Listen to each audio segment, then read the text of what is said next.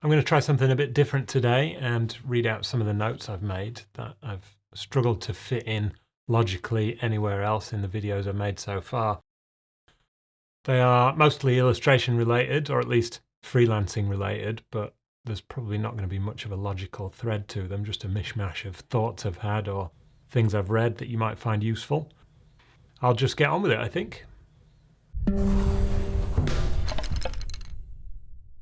Regular jobs for illustrators are a rare treat. If you can get a regular magazine job as a new illustrator, that is awesome, but they don't last forever. You might get a year out of it, maybe 2 if you're lucky, but you should always be prepared for it to end. Don't count on that extra £500 a month going on forever, because it won't. If you always tell yourself that this month could be the last, then you'll be mentally prepared for when it does end, and you won't panic at that decrease in your monthly income. Cookie Monster said it better than I can.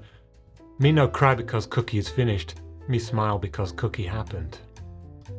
If there's nothing unique about your work, then you'll never be paid fairly, because there's 1,000 other people out there that can do what you can do, but cheaper. The only way you'll ever be able to command huge fees is if your style is unique to you and clients ask for you by name. If a client wants Victo Nye, they've got to pay for Victo Nye. If a client needs a generic style that anyone can do, then they'll just go for the cheapest option. This is something I heard from Seth Godin on the hierarchy of freelancers, and I'm paraphrasing, but at the bottom level you've got working for websites like Upwork or Fiverr. You get pretty trivial projects to work on. You're the cheapest option. You don't have to worry about marketing yourself, but you are generic. You're a cog in someone else's machine. No fame, no fortune, no power. There's a lot of competition to be cheap, and it's a very passive career. You're really not in control of your career doing that. Next on the list is when you get the job because you are a jack of all trades. You can do a little bit of everything, and if you can do a little bit of everything, then you'll probably do okay for work, but you'll never be known. You're just convenient. Third is if you are a master of your craft. You are great at what you do, and you get hired because you are better than other people trying to do what you can do. But after that is being unique, and that means there's nothing else like you around. And you won't be everyone's cup of tea being unique, but for those people that love you, you are the only choice. It's very difficult to get to this stage, but worth it, because people know you and they ask for you by name. You've got real fans. And the last one on the list is to be remarkable.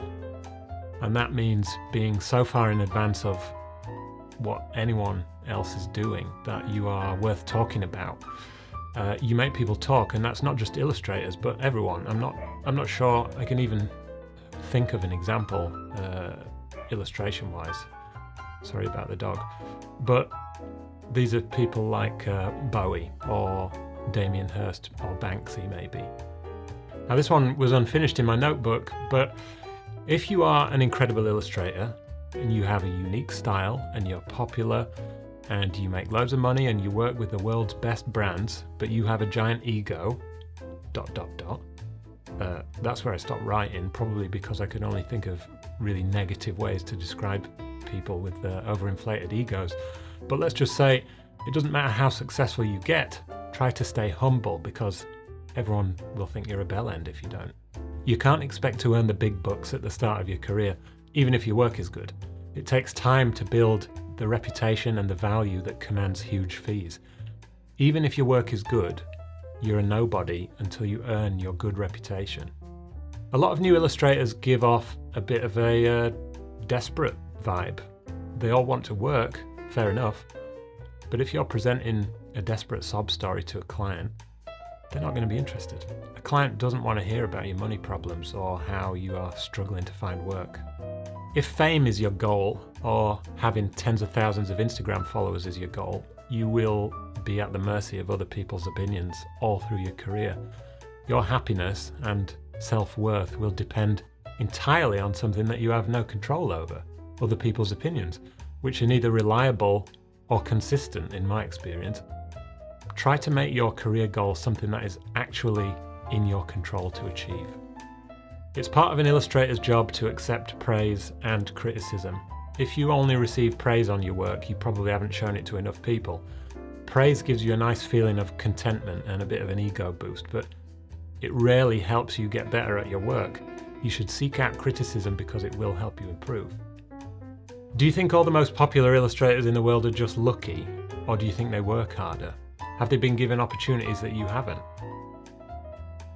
The more work you make, the more your work improves. The more people you show your work to, the more opportunities will appear. You make your own luck. The more effort you put in, the luckier you'll get. If you want to be a painter, paint. If you want to be a runner, run. If you want to be an illustrator, illustrate. Regardless of whether you're getting paid or not. If you don't produce any new work for 6 months, just see what happens to your skills and your motivation. They'll go out the window. You are what you repeatedly do. If you make illustrations every day, you'll become a good illustrator. If you talk to prospective clients every day, you'll become a good salesperson. And if you manage your time well every day, you'll become organized. If you don't put in your best effort, your best will get worse. And if you don't practice your skills, you'll never get any better. Some artists demand higher fees than others, and some clients have bigger budgets than others. Nothing unusual about that.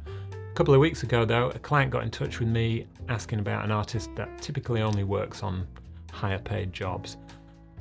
I looked at the client's website and judged them as not having enough money to hire that artist.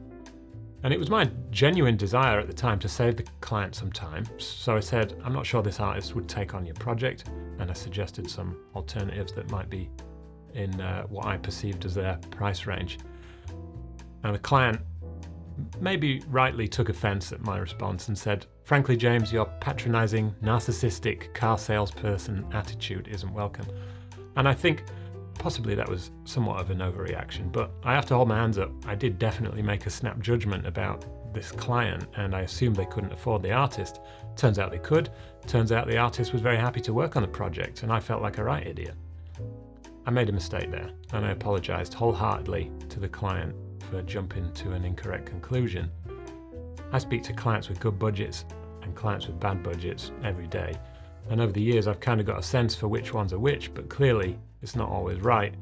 And this situation was a useful reminder to me not to assume I know everything, because I definitely don't. So there's 2 lessons here. Don't judge a book by its cover, or a client's budget by the look of their website. And when you make a mistake, apologize quickly and sincerely. Don't let your ego get in the way. Try and be satisfied with a good day's work. You will work for a lot of great clients over the course of your career, hopefully, but just as many or more bad or boring clients. Be proud of a good day's work, whoever the client is, or even if it's a day doing your taxes. A good day isn't measured by how many people you can impress. Every illustrator has probably been through what you're going through now. For some, the learning curve is shorter, to be sure, but you could speak to and learn something from just about any professional illustrator. You don't need to get advice from only the best artists at the top of their game, only someone that knows a little bit more than you do. Don't be afraid to change your style. Without evolving and improving, your time as a professional illustrator will be limited. If your work looks now exactly as it did 5 years ago, clients will be bored of it, and you'll probably be bored of it. Why haven't you learned anything new in the last 5 years? Change is absolutely necessary for a long career. Imagine you've been approached for a very lucrative, potentially career-launching project. Logically speaking, it follows that a big budget, incredible project like that is unlikely to be given to a less experienced artist. A big name client will demand options from their design team or advertising agency. So you've been approached, but also 4 or 5 other illustrators. And it's not only the art director you have to impress, it's also potentially different board members who might not really appreciate illustration. This is all assuming that they don't go with tried and tested photography, as they often do. So if you consider all those factors, you won't be overly disappointed when you don't get the job. And if you do get the job, you can be all the more grateful for it. Have you made a mistake? Can you do anything about it? If yes, then do it. If you can't, then don't waste your time worrying. It's too late to change it. Apologize if you have to, then move on and learn from it. Being perfect isn't the goal. Improving is the goal. If a job gets cancelled halfway through because the client doesn't like what you've produced, as long as you did your best work, you have nothing to feel bad about. It's out of your control and it doesn't need to affect you. If you haven't done many projects in your career so far, then having one cancelled can seem like a real big deal and a major knock to your confidence, but it's not. It's normal. It happens all the time. It's not personal. The creative industries are entirely bound to personal tastes and opinions. Projects come and go. If, however, you hand in second-rate work through a lack of effort or organisation and it's cancelled, then that is your own fault, and hopefully you can learn a valuable lesson from that. Enjoy your work, even if it isn't making you rich and famous. If you don't enjoy a creative career with all its ups and downs, then you may as well be working in some thankless, dull role that you wouldn't enjoy either, but pays better. Some would say it's worth the effort to try and succeed at a job you love, even if you don't succeed. Some people, who are no less correct, would rather work in a job they have no passion for because it has a steady paycheck, and security is more important to them. Things don't happen to you, they just happen. It's only your judgment of things that gives them value. If you didn't get the job, it's neither a good or a bad thing, unless you think it is. It's just a thing that happened, or didn't happen. You could have done the job and it'd be rejected, or you could have been offered a more lucrative job and by committing to that first job, you couldn't accept the better job. All these things are changing constantly, especially for a freelancer. Jobs come and go and are forgotten just as easily as they were presented to you. Don't hang your hopes on any one job because it will definitely lead to disappointment. If one goes away, that's great. It frees you up for the next opportunity. You get almost unlimited chances to make a first impression as an illustrator simply because your first impressions are likely to be not very memorable. You can keep trying by sending different work to different clients or different agents, but once you have earned your reputation, you only get one chance to keep it. Once people are familiar with your name and remember your work, they'll also remember how you missed their deadline or how difficult to work with you were. Keep your options open. I feel like I'm saying this all the time, but you might think you know which areas of illustration you want to work in when you leave college, but you don't. How could you?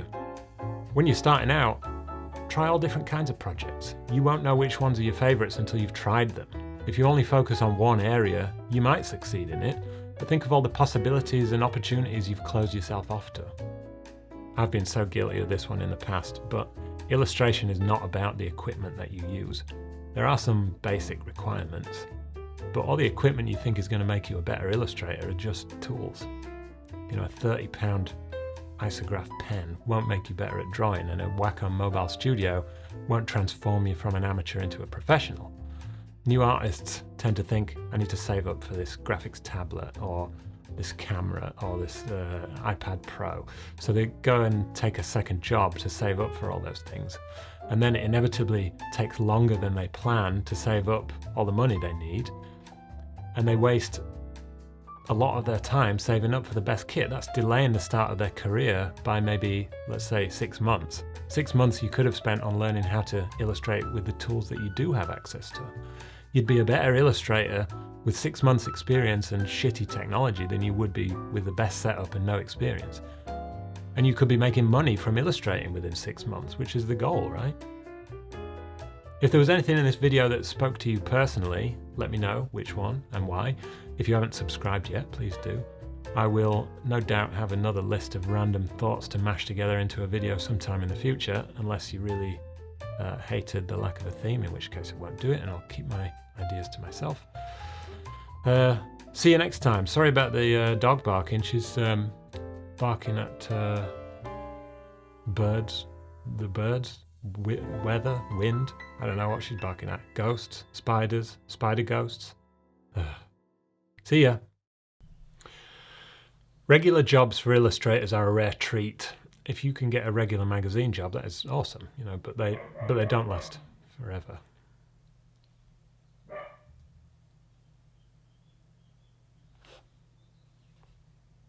Regular job.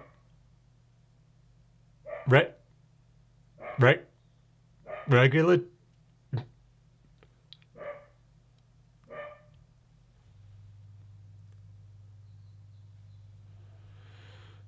Regular job.